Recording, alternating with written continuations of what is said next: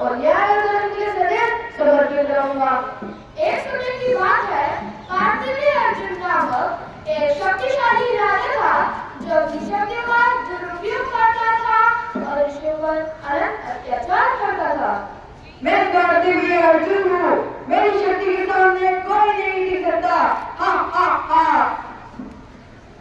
हाँ महाराज, आप तो परम शक्तिमान है।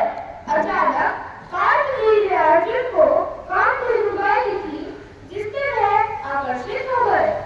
वाह, कितनी सुंदर गाय है। आप से गए हमारी। हे मुनिवर, आपके इस आश्चर्य को और तपस्या को देखकर मन आनंदित हो गया है। क्या ये दिव्य गाय कामधेनु है?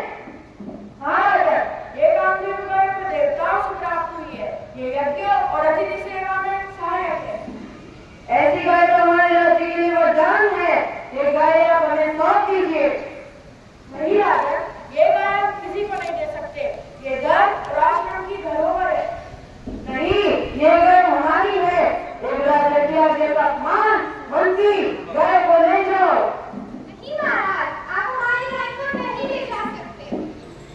इस बात का ज्ञान होते ही परशुराम क्रोधित हो उठे। पिताश्री, ये क्या आपने किया? पुत्र, राजा तुम्हारे कामधेनु गाय को लेकर चला गया। हाँ पुत्र, हमने उसे रोकने का बहुत प्रयास किया, लेकिन वो हमारी कामधेनु को ले गया। ये अन्याय नहीं सहा जाएगा। मैं शत्रु के अनुमान का उत्तर दूंगा और उस अत्याचारी जाति हुए अर्जुन को श्राप दूंगा।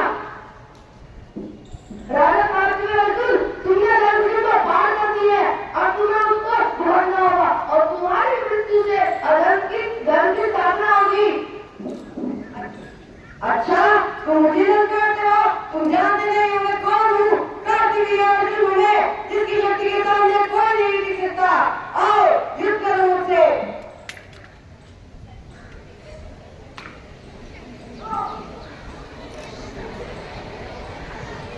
परशुराम ने धर्मी राजा को पराजित किया और कामधेनु गाय को वापस लाकर धर्म की स्थापना की। पिताश्री, माताश्री, देखो मैं आपकी गाय ले आया।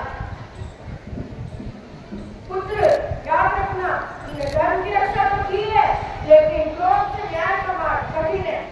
हम सबका कर्तव्य है कि हमें सच्चाई व धर्म के मार्ग पर चलना चाहिए। यह कथा हमें सिखाती है कि धर्म की रक्षा केवल संयम से ही नहीं, कभी-कभी शस्त्रों से भी होती है।